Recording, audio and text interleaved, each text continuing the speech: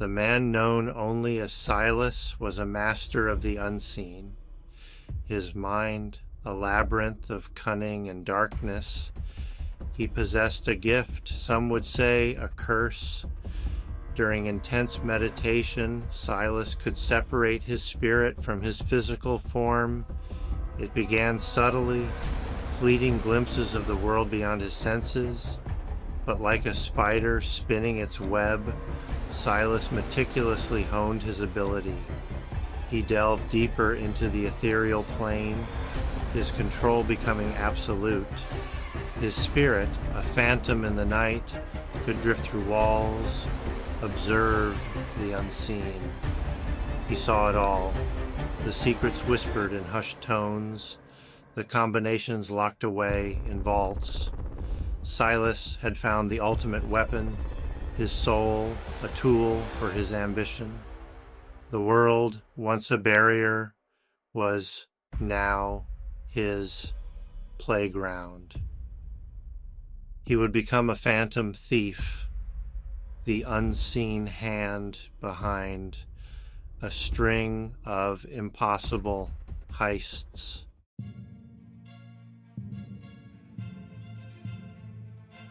His first target, a prestigious bank, seemed impenetrable. Yet for Silas it was child's play. His spirit slipped through the steel vault, noting the alarm codes, the rhythm of the guards' patrols. The heist was swift, silent, a ghost story whispered among the city's elite. Word of his exploits, though cloaked in rumor, reached the ears of those who sought his unique talents. He became a phantom for hire, a whisper in the criminal underworld. Each success fueled his audacity, each daring heist a testament to his mastery of the unseen. But Silas's ambition was a bottomless pit. He craved more, a challenge worthy of his abilities. His gaze fell upon the impenetrable walls of a scientific research facility, a fortress of secrets, and within those walls, a prize beyond measure.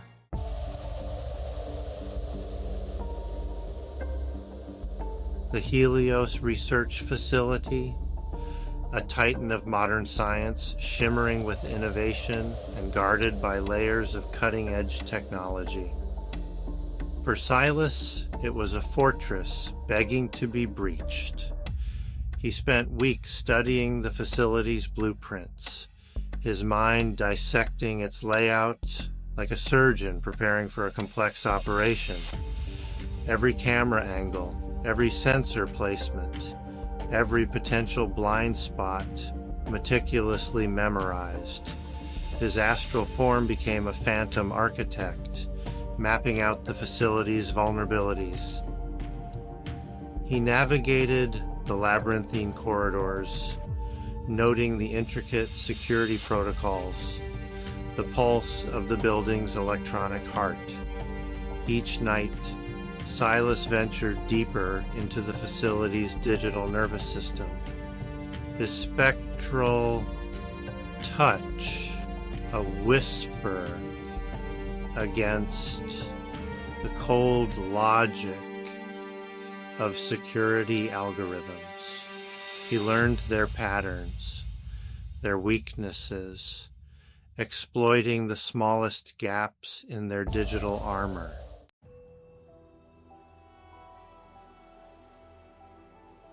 With each successful heist, Silas's reputation grew. He was a phantom, a whisper of unease among the city's elite. His exploits became the stuff of urban legends, tales whispered in hushed tones. The authorities were baffled, no forced entry, no trace of the perpetrator, just the eerie absence of prized possessions and millions in cash. The more audacious the heist, the more it fueled Silas's ego. He reveled in the fear he instilled, the whispers of his name in the shadows. His crimes became a twisted performance, a macabre ballet of illusion and deception. He had become the ultimate puppet master, manipulating the strings of fate from the shadows, his touch leaving behind a trail of chaos and disbelief.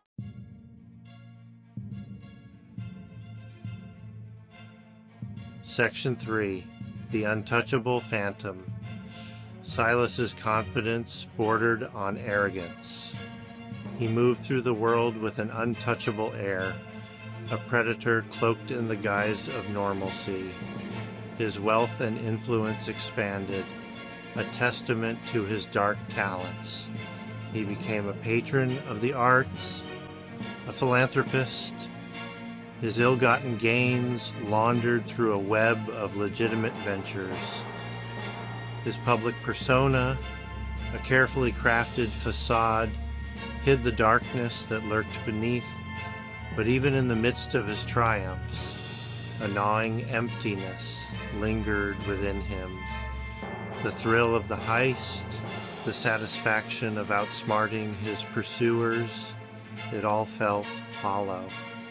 He had become a ghost in his own life, a phantom haunting the gilded cage of his own making. And as he prepared for his most daring heist yet, a sense of foreboding began to creep into his heart.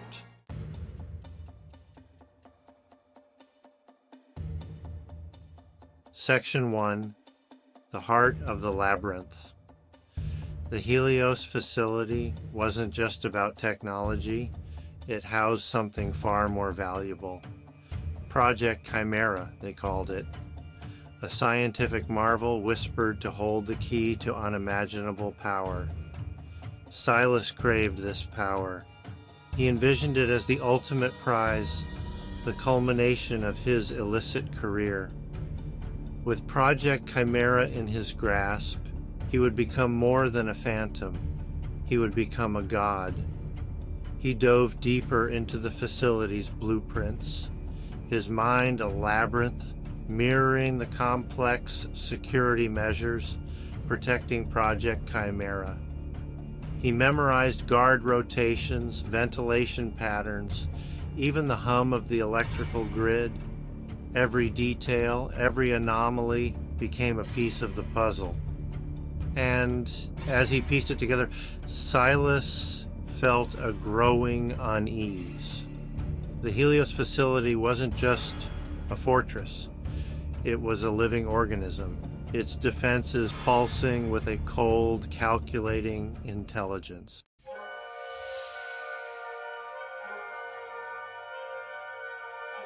Section 2. A Glimmer in the Void. The night of the heist arrived, cloaked in a blanket of silence. Silas prepared himself, his mind a still pond reflecting the moon's pale light. He entered his meditative state, his consciousness slipping from his physical form. His spirit, a wisp of smoke, drifted towards the Helios facility. He moved with practiced ease, a phantom navigating a world unseen. But something felt different this time, a subtle shift in the ethereal currents. He brushed it aside, attributing it to nerves. This was his most daring heist yet, a gamble with stakes higher than ever before. But as he neared the facility, the feeling intensified, a prickling sensation along his spectral skin. The world around him seemed to shimmer, the air thickening with an unseen energy. Fear, cold and primal, tightened its grip on Silas's spectral heart.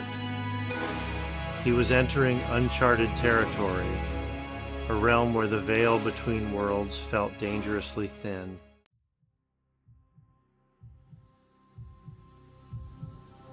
The air crackled with unseen energy as Silas's spectral form breached the facility's perimeter. His senses, normally acute in this state, felt dulled, muffled by a growing pressure. He pushed forward, driven by his ambition, but the unease intensified. The facility's energy, normally a dull hum to his spectral senses, now throbbed with an erratic pulse. It was as if the building itself was aware of his presence.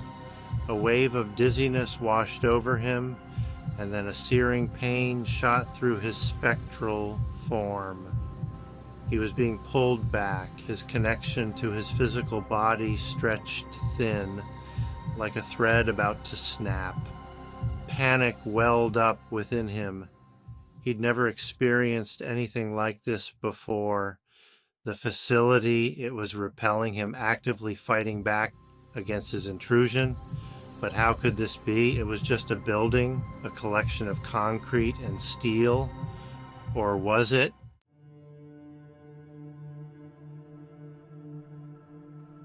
The pull intensified, yanking Silas's spectral form through the ethereal plane. The facility's energy, a chaotic symphony of fear and rage, swirled around him. He slammed back into his physical body with a jolt, a gasp escaping his lips. His heart hammered against his ribs, a frantic drumbeat in the silence. The world around him seemed warped, distant, as if seen through a haze. A cold dread gripped him, unlike anything he'd ever felt. It was something far more sinister, a violation of the natural order. He was trapped, his spirit severed from his body, yet tethered to it by an unseen force.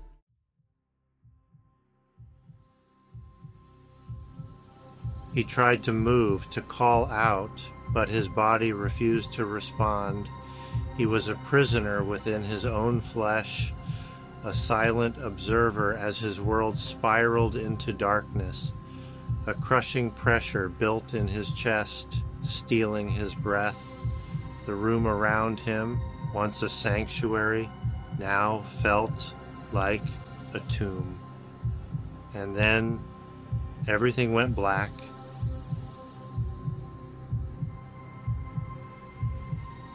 He was adrift in a sea of nothingness, panic, a primal scream trapped within his ethereal throat, then a glimmer of hope.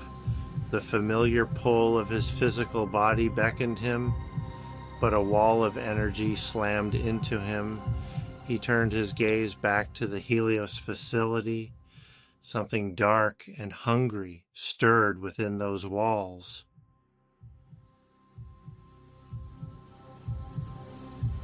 The silence of the laboratory pressed in on Silas, a suffocating blanket of dread. He was a prisoner in a cage of his own making, unable to break free.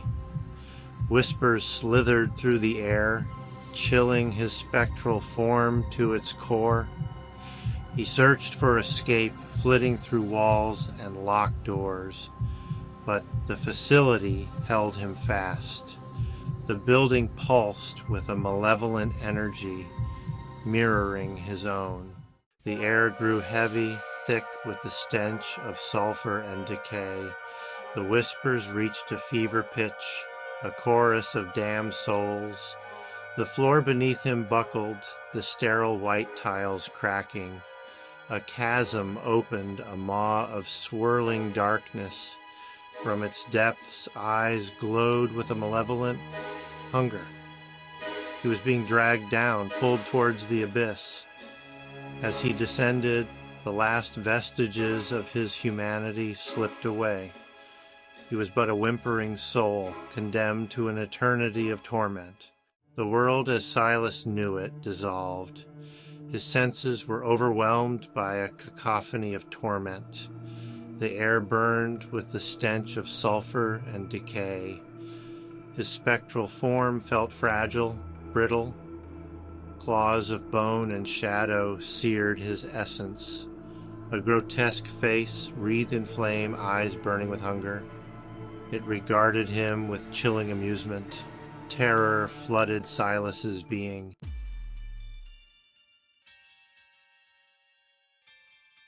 "Welcome," the creature boomed, "to your inheritance." Silas tried to scream, but the words turned to ash in his throat.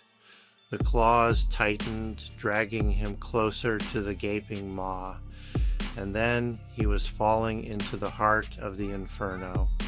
His spectral form was consumed by the flames. He was unmade, his essence scattered across the landscape of damnation. Silas, the phantom who had walked among men, was no more.